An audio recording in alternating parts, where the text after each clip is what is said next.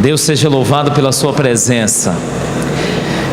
Eu tenho plena certeza que eu estou diante de pessoas que renunciaram muita coisa, né, pastor Eri Ronaldo, para estarem aqui. Não é fácil, em plena segunda-feira, mas você sabe que o que Deus reservou para você, você só encontrará aqui. É por esta razão que eu diria que a mensagem de hoje, certamente eu escolheria, até seguindo uma tradição, vou falar do fundo do meu coração, como última mensagem dessa semana. Porque a gente às vezes tem umas ideias, né? De colocar aquela que consideramos como melhor, como apogeu. Mas eu penso diferente. Eu acho que está na hora da gente viver um pouco o realismo e sair um pouco do romantismo. Está na hora da gente olhar para nós mesmos e entender que não é quantidade, é qualidade, não é forma, é essência, não é embalagem, é o produto, não é o que se vê, é o que se é, não é o que se faz, é porque se faz, não é o ato, é o motivo, e isso nos torna verdadeiros. Porque Deus, queridos, Ele é menos ofendido com a sinceridade de um pecador do que com a hipocrisia de um santo. É melhor você aparecer para Deus como você é. É melhor você dizer para Ele que dói. É melhor você dizer para Ele que você não gosta. É dizer para Ele que você não está contente.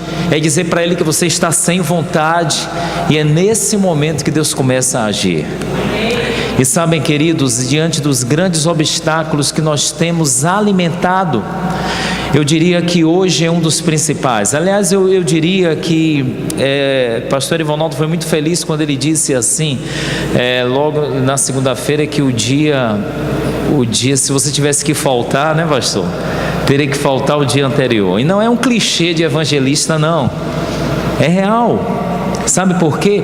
Porque a cada dia que passa, você e eu, nós, porque eu não estou em posição melhor que vocês, eu sou tão necessitado quanto vocês. Apenas há uma diferença, é que eu estou sendo um mero e descartado instrumento.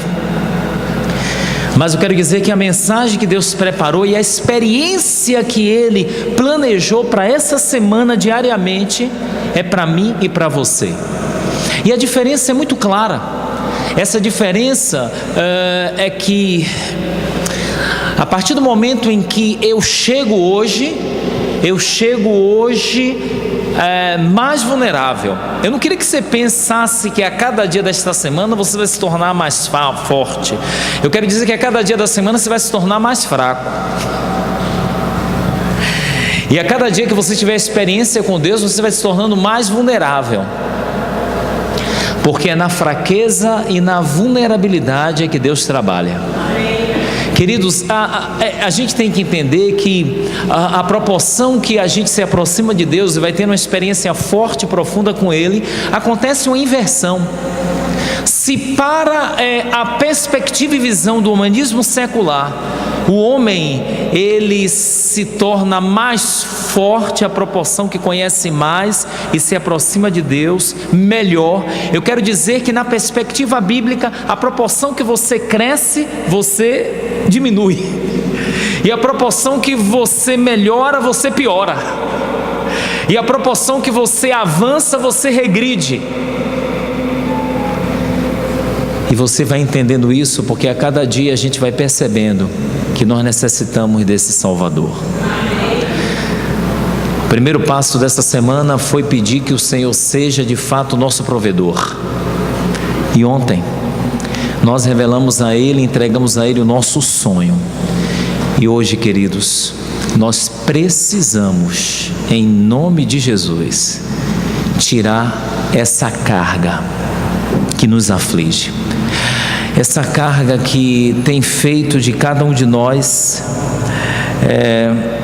pessoas amarguradas, que impedem que o Senhor haja. E para isso eu quero convidá-los e partilhar com vocês de um texto. E a gente ainda vai continuar no campo emocional. Porque o campo emocional, ele tem sido um grande obstáculo para Deus agir. Deixa eu dizer algo para você, para que você comece a entender. Às vezes a gente pensa que Deus não age Não é porque nós não pedimos, não é porque nós não oramos.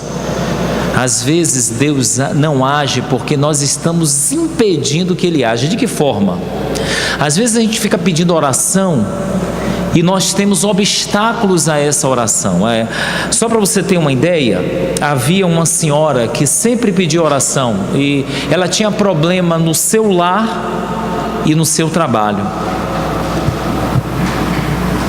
Até que ela descobriu o seu problema. O seu problema estava na raiz, porque o problema, a fonte do problema é a raiz, e todo problema traz uma raiz de amargura. Você saiba que todo o seu problema no presente, ele é trazido por um passado esquecido. Ele é trazido por um trauma que alguém semeou em sua vida. E você sabe qual é o lugar onde se semeia mais traumas e semeia raízes de amargura? É no lar, é na família, com as pessoas mais conhecidas. Essas pessoas são as que mais nos traumatizam. É por isso que toda psicoterapia e toda visão para solucionar o emocional tem que começar da infância. Não é à toa que uma psicoterapia visa, por intermédio ou da associação livre, o Freud adotou algo que não se usa mais hoje, que é a questão da própria regressão, hipnose. Isso não tem mais em voga hoje, apesar de que alguns ainda querem usar, mas é por intermédio das perguntas e da associação livre. A pessoa vai falando, e cabe ao especialista detectar a semente do seu problema. E foi o que aconteceu com essa senhora. Essa senhora, ela tinha problema no trabalho e em casa, até que ela descobriu que o seu problema não era o trabalho nem em casa. O seu problema estava no passado, escondido. O seu problema estava na sua relação com seu pai. Ela tinha mais 4 irmãs. E o seu pai a considerava como alguém inferior, incapaz, feia, improdutiva. O seu pai sempre dizia para ela que ela seria aquela que não ia dar para nada. A ação extrema foi tão grande desse pai, que teve um dia que ele amarrou essa senhora em casa, saiu com as outras filhas e deixou ela presa. E para piorar a situação, a mãe, sem nenhum conhecimento e naquele contexto subalterno, olhou para aquela senhora e disse: minha filha, não ligue não, homem é assim mesmo. Ela cresceu com essa concepção de que homem era assim mesmo. E aí, quando ela foi descobrir, em casa ela só tinha homem, o marido e o filho. No trabalho ela era chefe só de homens. Ela precisou se libertar. E só se liberta com o perdão. O perdão vem do grego apolio, que quer dizer soltura. Você nunca vai alcançar a transformação, você nunca vai alcançar o impacto de Deus na sua vida, se você não se libertar das raízes de amargura.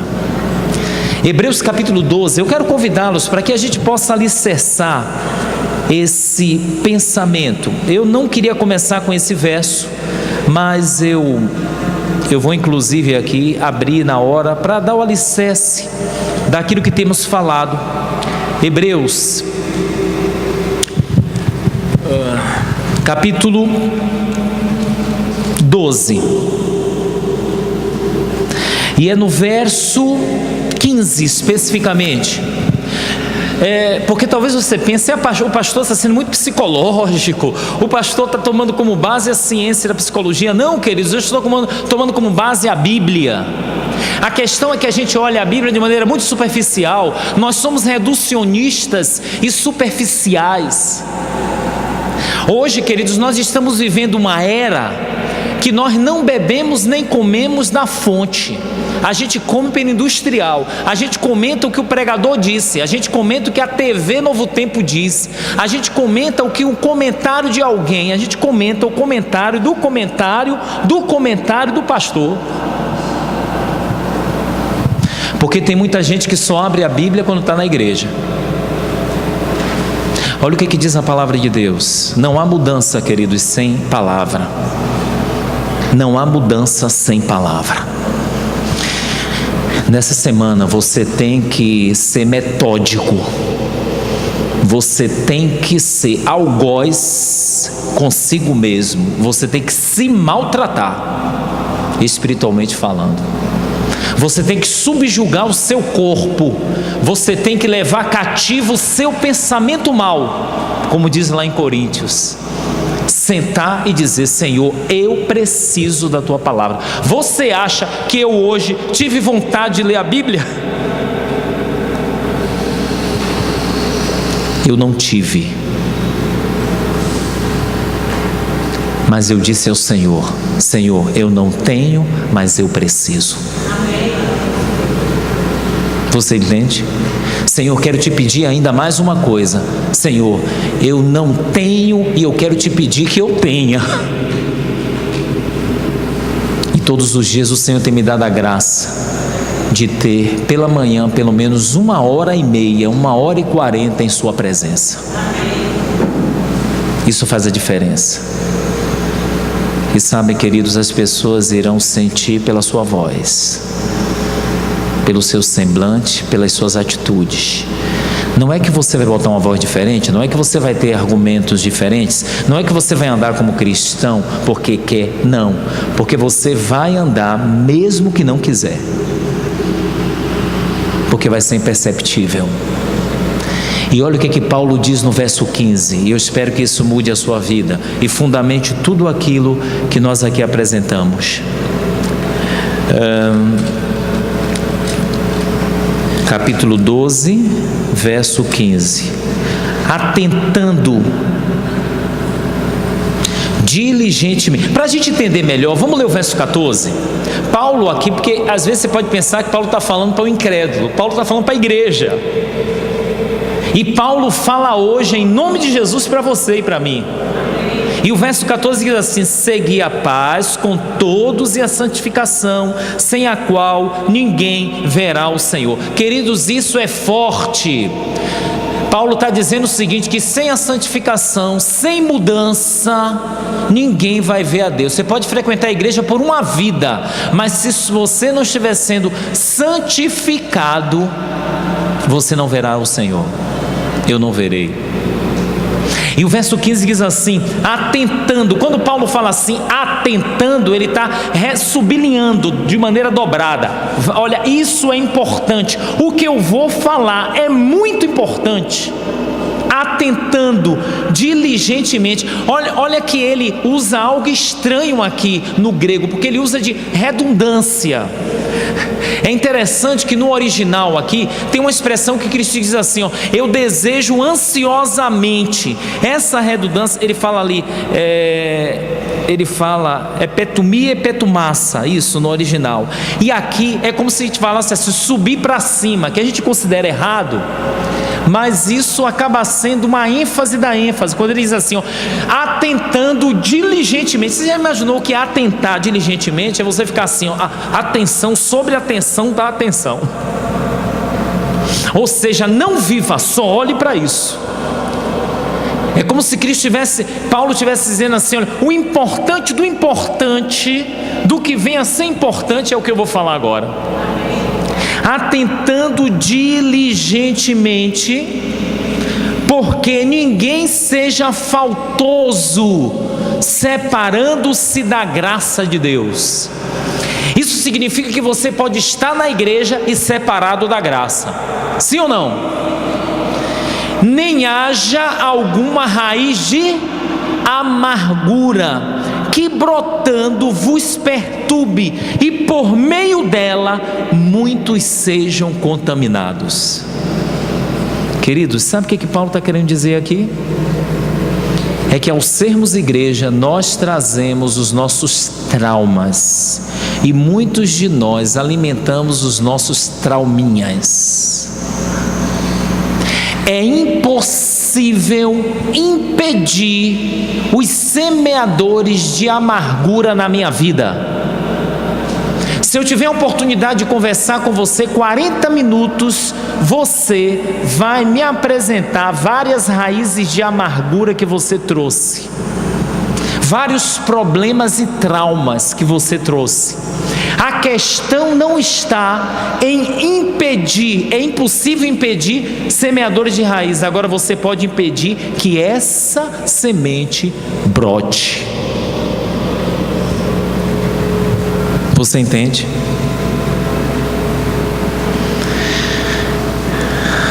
Aquela mulher resolveu impedir, cortar pela raiz, a raiz. Perdoou seu pai e todos os seus problemas foram resolvidos. E sabe, queridos, eu poderia aqui estar falando muito sobre isso, mas eu não quero nessa noite falar sobre o aspecto relacional. Não quero falar aqui sobre o contexto de conviviologia na igreja. Eu quero dizer que o aspecto do perdão, da ausência do perdão, ou a incerteza do perdão, faz com que eu coloque em xeque a minha salvação. E há um episódio perfeito que revela isso. Há uma narrativa perfeita que revela isso.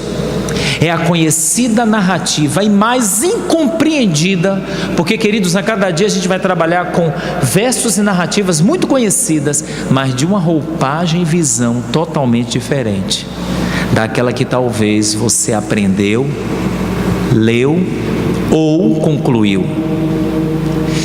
E nessa noite eu quero apresentar para vocês a verdadeira visão do que aconteceu com aquela mulher adúltera. Essa narrativa está no Evangelho de João, capítulo 8. E eu quero convidar para que a gente possa se adentrar ao texto. Sabe por que a gente não recebe a mensagem bíblica? Porque existem barreiras culturais. E essas barreiras culturais precisam ser transpostas. A Bíblia é um livro antigo, é um livro arcaico. Quando eu digo arcaico, não quero dizer irrelevante, eu quero dizer arcaico no sentido de muito antigo. A Bíblia foi escrita numa geografia totalmente distante da nossa, costumes totalmente distantes do nosso, uma linguagem totalmente diferente da nossa e um pensamento também diferente do nosso. É por isso que é necessário 2 viagens para compreender o texto. Você tem que sair de 2018, Fortaleza, ok? Tem que sair de 2018, Fortaleza, e você tem que fazer uma viagem para o passado. Isso é interpretação. Essa viagem para o passado, para o texto, para o tempo, para, enfim, o contexto cultural, histórico que é declarado, essa viagem se chama exegese. É quando você sai do presente e vai para o tempo do texto. Mas você não pode ficar lá, porque você não é judeu, você não pertence a esse tempo. Tem gente que vai e fica.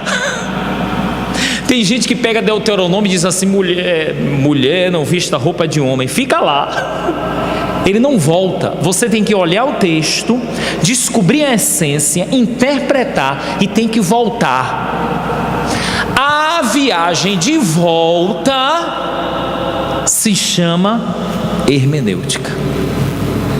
Sair do tempo presente para o tempo do texto, exegese. Essa é a forma mais prática para definir isso. E sair do tempo do texto, voltar aplicando é hermenêutica. E é o que a gente tem que fazer. E a partir daí, o texto vai passar a ter uma visão correta, profunda e verdadeira.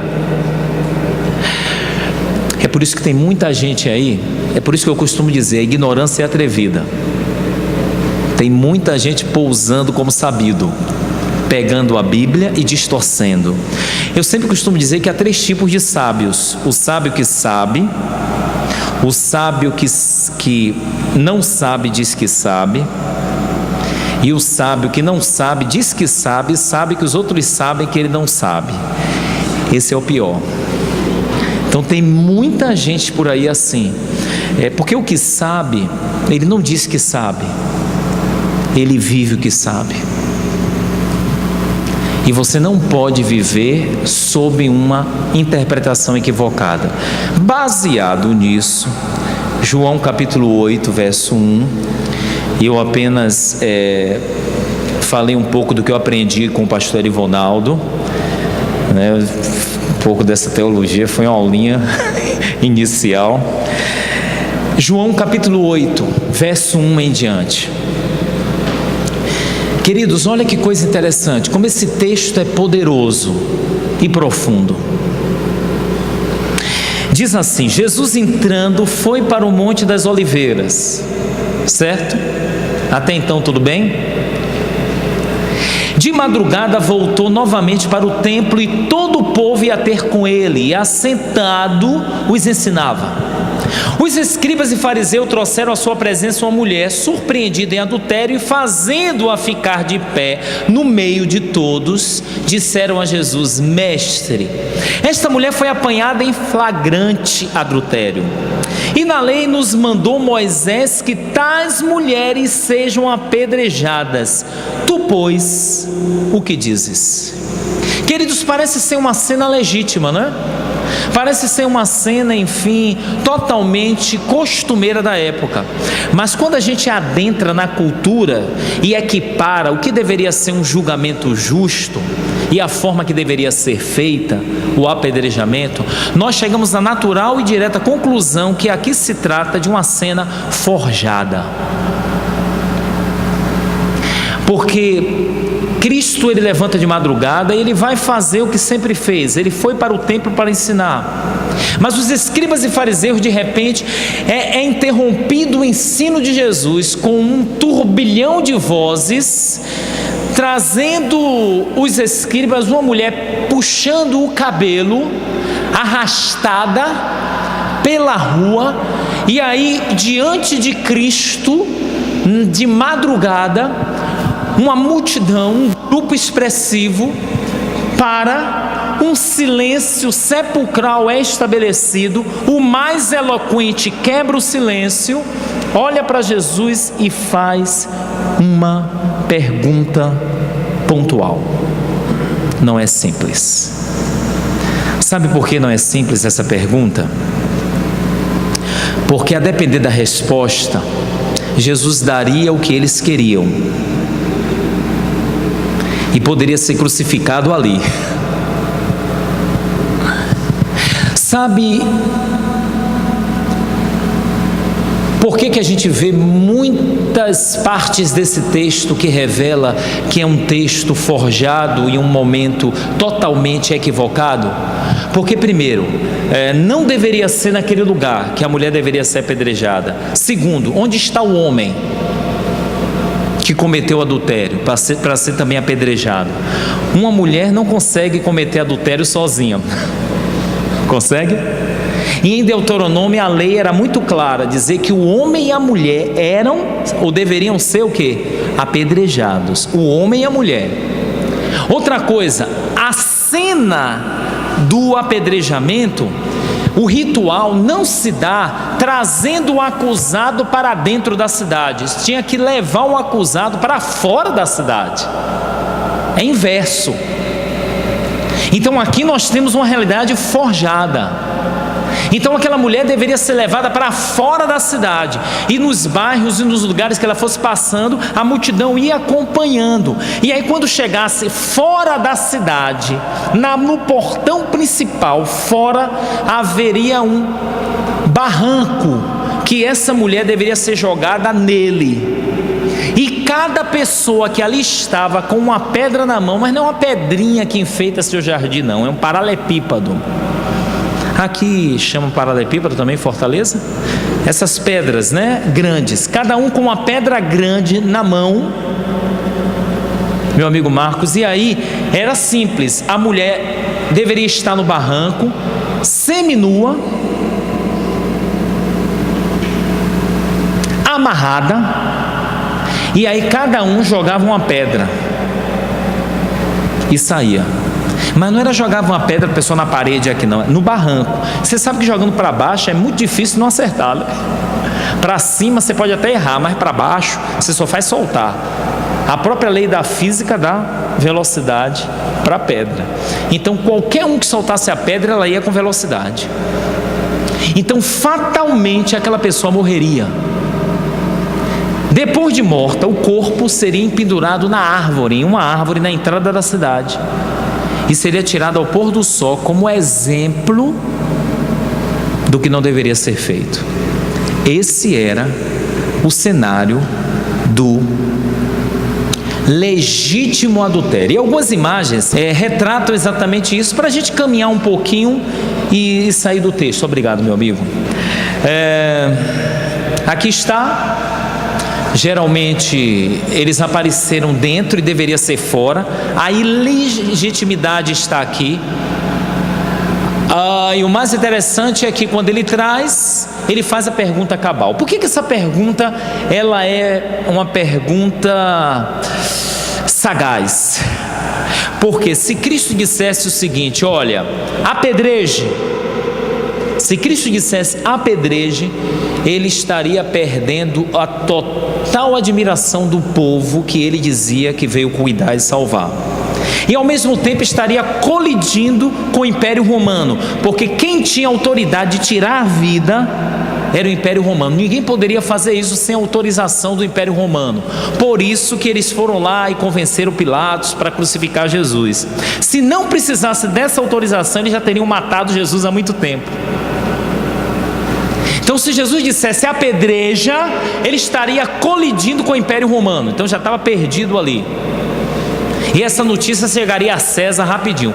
Se ele dissesse absolva, está livre porque eu tenho autoridade para isso, ele estaria de alguma forma dando para os fariseus a razão que ele procurava, porque ele acabava de desobedecer um preceito das leis de Moisés.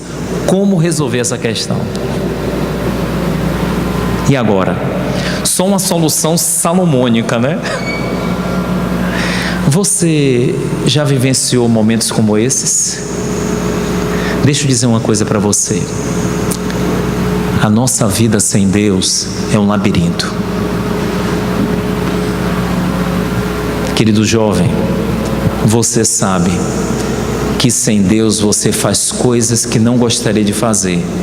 E você entra em situações que você diz: meu Deus, como é que eu vou sair dessa? Não é verdade? Sem Deus a nossa vida é um labirinto. Mas deixa eu dizer uma coisa para você em nome de Jesus. Querido amigo que conosco está, Deus é especialista em labirintos.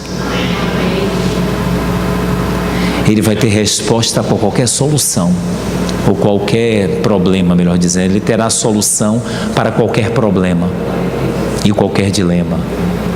Então Cristo, ele não responde nada. Por isso que ele era rabi, mestre. Sabe qual é a diferença do mestre e do professor?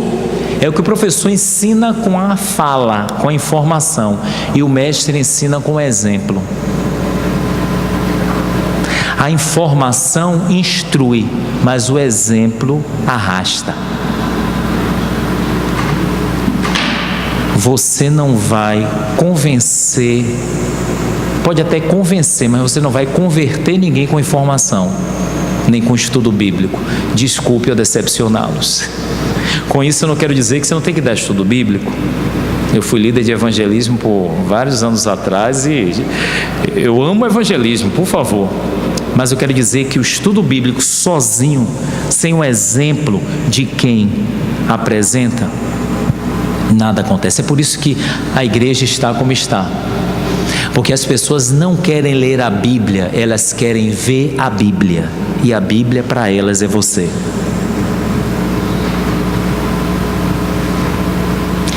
É por isso que a resposta de Gandhi ainda ecoa até hoje. Perguntaram a Gandhi: Gandhi, por que você não é cristão? E ele simplesmente respondeu: por causa dos cristãos. Os cristãos não me mostraram uma vida tal que me convenceu e me mostrou radical mudança. Uma vida de amor incondicional, uma vida de perdão, uma vida de mudança, uma vida de abnegação, uma vida de entrega, uma vida de obediência. Tudo isso é fruto do poder de Deus. Então o que Cristo fez? Cristo deu a resposta com um exemplo. Ele se agachou e começou a escrever no chão. Queridos, é interessante essa ação de Jesus, sabe por quê? Porque ele não está fazendo algo novo. Para a gente é novo, por isso que eu digo que a gente tem que fazer essa viagem. Para a gente é muito novo. Poucas pessoas exploram esse momento e essa atitude, interpretam o que Cristo quis fazer. Mas deixa eu dizer uma coisa para você: esse ato de Jesus já era conhecido, porque já era feito. Jesus não foi o primeiro a fazer. Só para você ter uma ideia, vale a pena a gente olhar Jeremias. Talvez é um texto que você nunca viu. Vamos ver Jeremias, capítulo 17, verso 13. Jeremias, tomara que a memória não falhe. Isso mesmo. Jeremias 17, verso 13. Olha que interessante. O Senhor, ó Senhor, esperança de Israel, todos aqueles que te deixam serão o quê? Envergonhados. O nome dos que se apartam de mim será escrito onde? No chão. Porque abandonam o Senhor, a fonte das águas vivas. Havia o costume daqueles que se apostatavam e abandonavam o Senhor, o nome era escrito no chão. Você entende agora porque Cristo começou a escrever no chão? Ele escreve agora no chão. E quando ele se agacha para escrever no chão, todos olham. Sabe por quê? A serva do Senhor diz que todos, quando viram aquele ato, era um ato conhecido, olharam, e agora entra o contexto histórico e a inferência permitida. Quando Jesus se agachou, todos agora disseram: agora eu vou ver Jesus colocando os pecados dela no chão. Não é interessante? Lógico. Que pecado Jesus colocaria? Eles sabiam que os pecados seriam colocados ali. E de quem poderia ser? Eu tenho certeza que no momento que Jesus se agachou, o fariseu chega, estufou o peito e disse: agora ele vai escrever os pecados dela e vai sentenciar. Para engano e surpresa de todos, quando todos olharam para ver o pecado daquela mulher, viram os seus.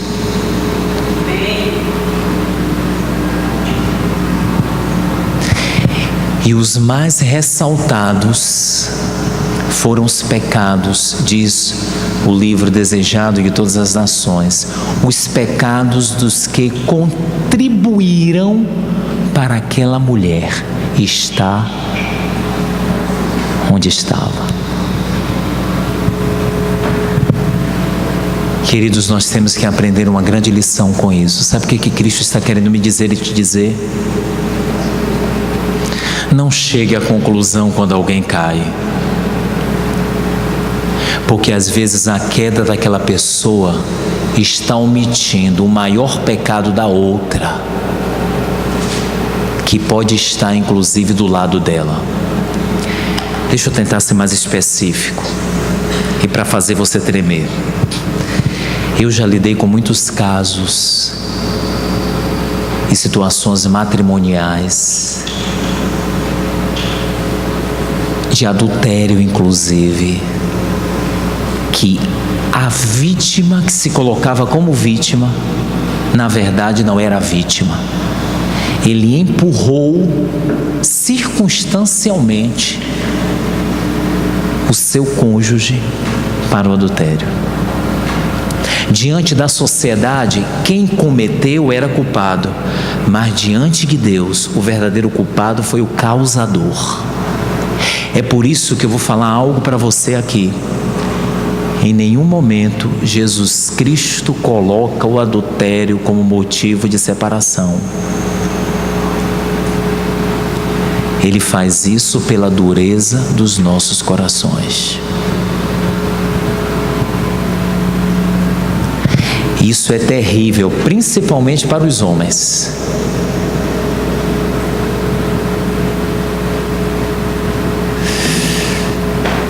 Sabe o que Cristo está querendo dizer? É que ninguém realmente conhece o coração de ninguém. Aqueles homens bem trajados, escondidos pelo status quo da sua posição e liderança, eram os piores pecadores, prostitutos por excelência,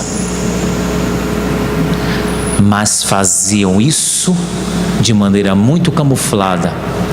Inclusive até pessoas que estavam ali sabiam que eles eram, mas nunca poderiam dizer pela força que ele tinha e poder que ele exercia.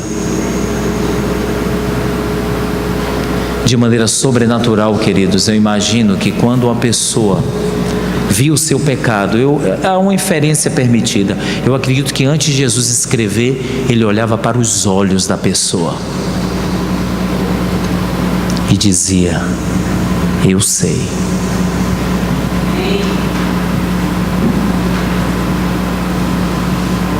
Você já parou para pensar que nós estamos servindo a um Deus onisciente? Nesse momento, queridos, a gente vê a diferença de caráter e reputação.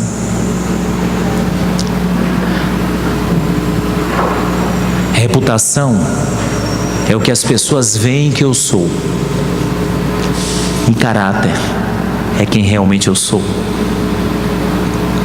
É por isso que eu costumo dizer o seguinte: Deus não te olha na sociedade, porque todos nós usamos máscaras sociais. Na igreja, em primeiro lugar, no trabalho, na faculdade, onde há aparição pública, eu uso máscaras. Sabe onde é que eu sou o que sou? No lar.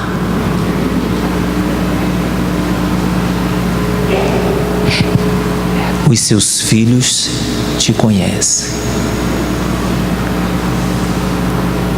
O seu irmão te conhece. A sua esposa te conhece. É por isso que a serva do Senhor diz que quem é cristão no lar é cristão em qualquer lugar. Porque no lar nós não usamos máscaras. Deus não quer que você apareça usando máscaras. Porque o pior tipo de imoralidade é a moralidade sem amor.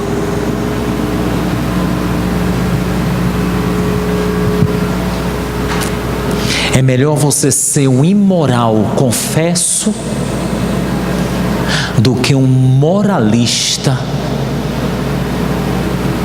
farsante. Você pode enganar a todos por muito tempo, mas não todo o tempo.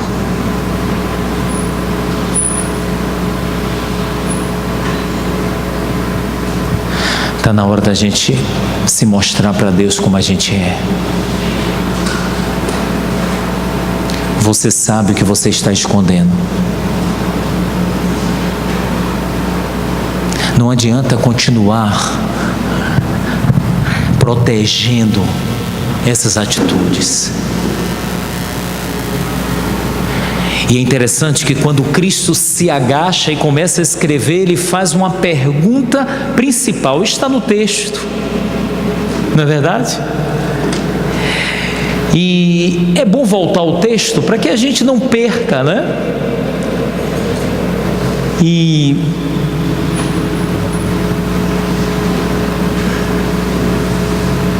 no verso 6, isto diziam eles, tentando-o, para terem de que o acusar.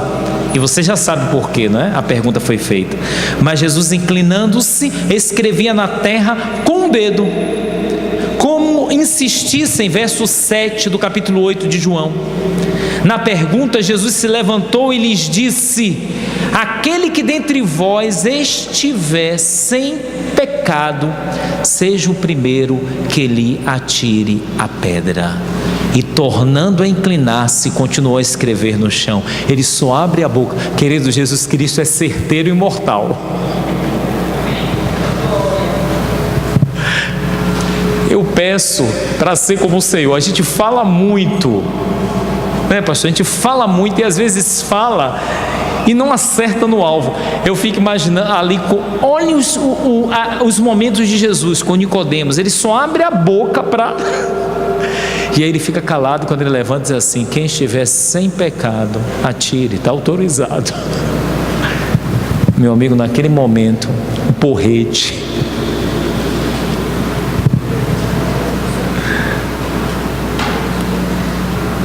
As pedras que estavam na mão, eles começaram a jogar no chão e se retirar.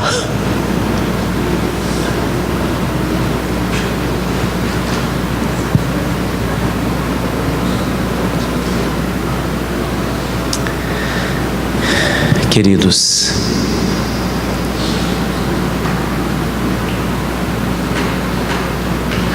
o Senhor quer que a gente apareça para Ele a partir de hoje como nós somos.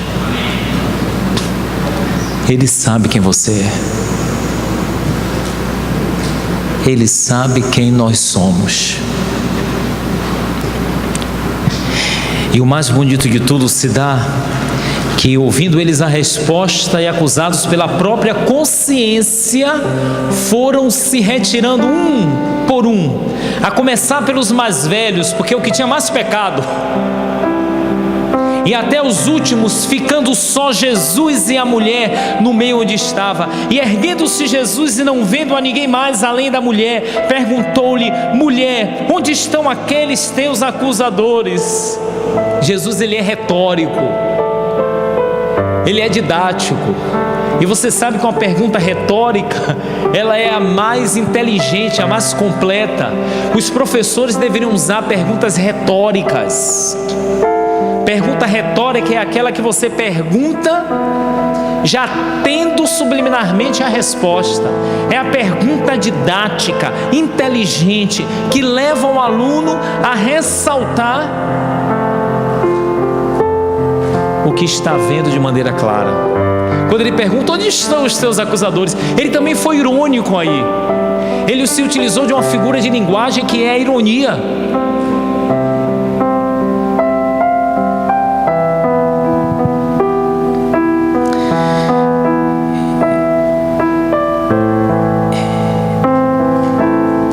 E é interessante que depois ele pergunta: ninguém te condenou? Aí ela responde: ninguém, Senhor. Então Jesus disse: nem eu tampouco te condeno. Queridos, vá e não peques. Eu queria fazer uma pergunta agora, mas de repente essa pergunta teria que ser um tema de uma próxima semana de oração, pastor.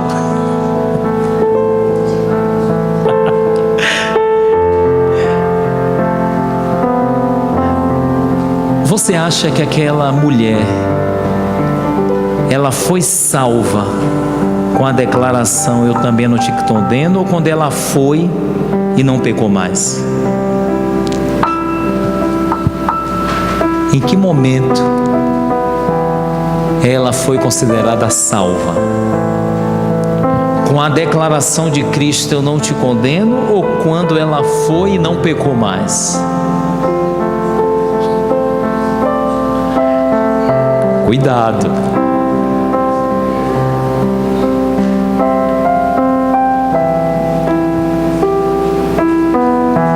Sabe o que esse texto está querendo dizer, queridos? É que o perdão de Deus é uma declaração de inocência.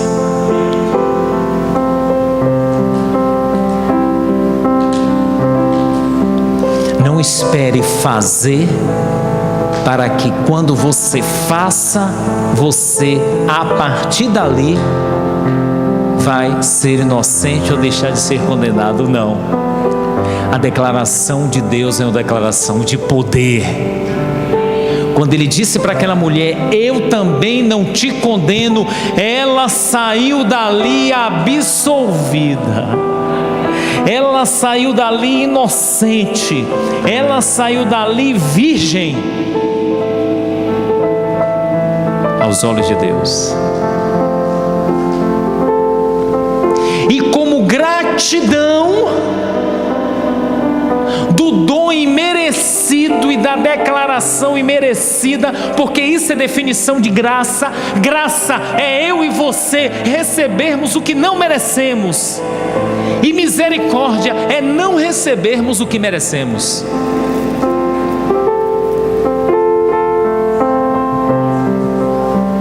Sabe por que muita gente não recebe a graça e se afasta da graça? Porque sempre acha que merece.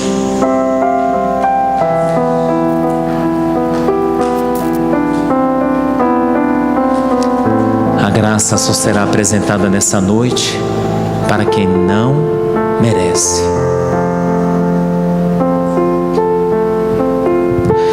Agora você entende esse momento. E o tempo não permite, mas eu ia explicar exatamente o conceito de salvação e justificação pela fé, que a gente ainda não entende.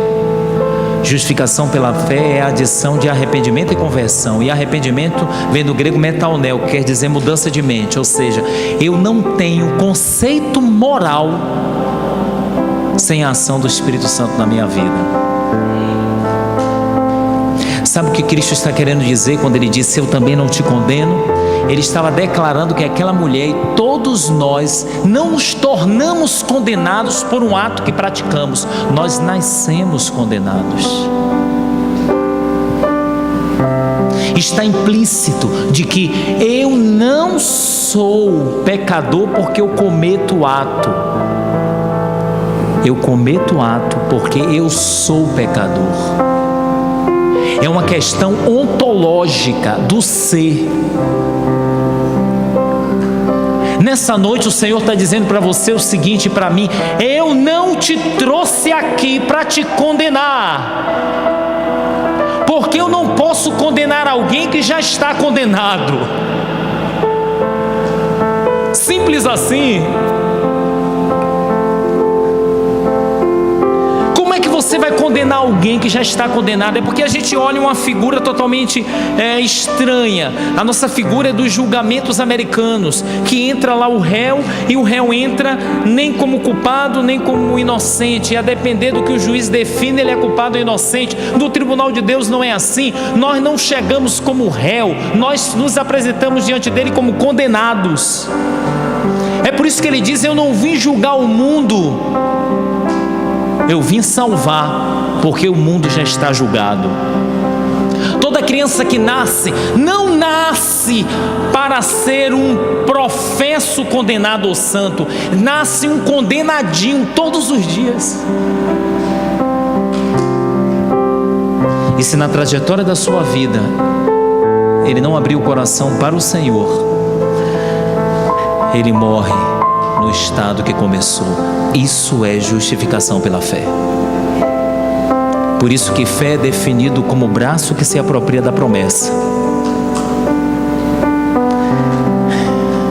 E nessa noite, queridos, o Senhor quer te abraçar e quer que você saia daqui liberto, perdoado, absolvido. A última música que nós iremos ouvir será um convite. Você entendeu que você não muda? Você não muda é porque você não confia.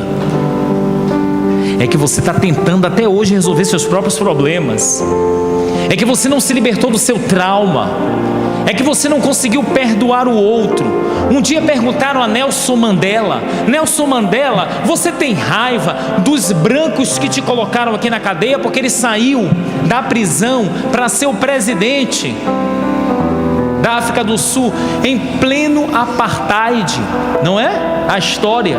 E sabe o que Mandela disse? Ele disse que se ele não tivesse perdoado, ele não teria saído. Queridos, nessa noite eu quero fazer um convite duplo. O primeiro convite, em nome de Jesus, é que você peça ao Senhor forças para perdoar quem mais te magoou.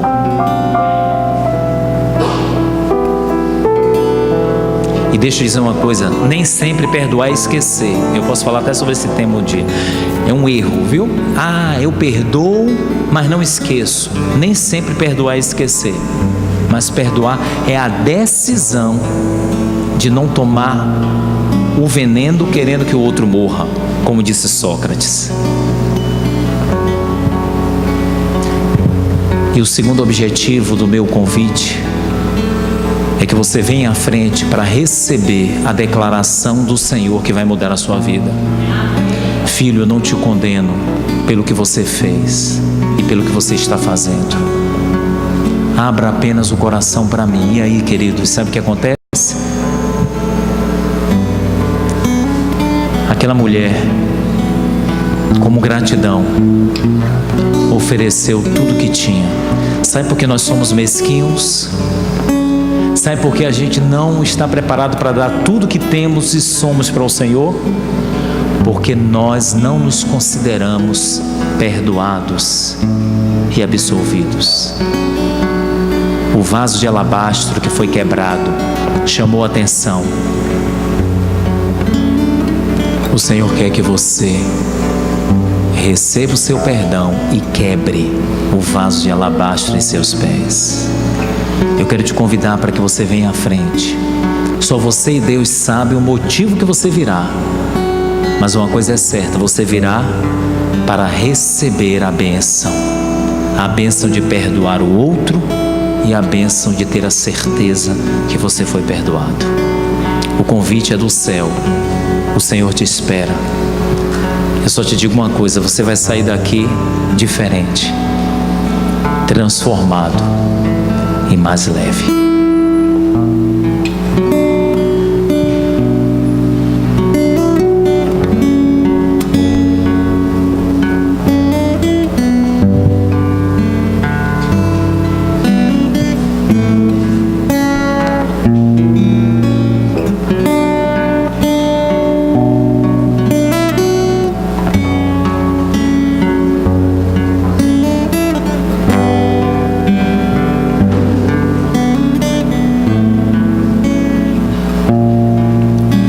Trouxeram até mim uma mulher, diante de todos a colocaram de pé.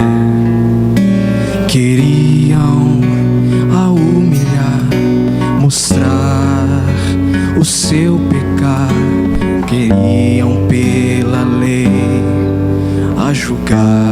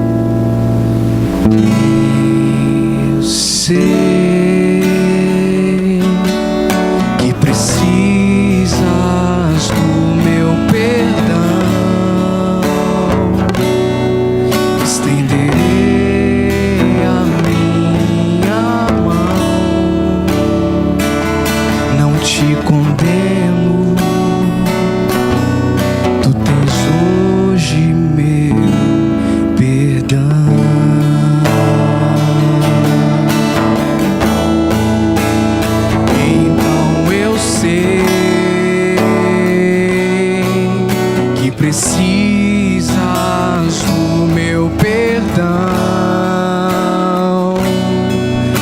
te estenderei minha mão. Não te condeno, tens hoje o meu perdão.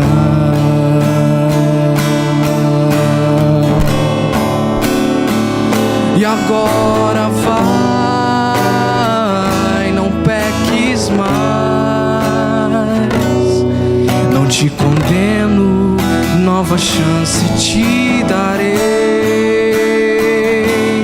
Então vá, não peques mais. E te prometo que ao seu lado estarei. Então eu sei que precisas do meu perdão, te estenderei minha mão. Não te condeno, tu tens hoje o meu perdão. Eu queria fazer apenas um pedido antes da oração. Eu quero te convidar para que você amanhã, no decorrer do dia, a tempo hábil, você ligue para alguém e diga para essa pessoa, tem que ser alguém que não esteve aqui. Pode ser da igreja, pode ser o seu vizinho ou qualquer pessoa. Eu queria que você ligasse e dissesse apenas uma coisa: você não sabe o que você perdeu ontem. E eu queria te convidar para que você viesse hoje, nesse caso amanhã, porque amanhã nós iremos dar mais um passo muito forte, baseado na experiência muito conhecida da mulher do fluxo de sangue. Se prepare.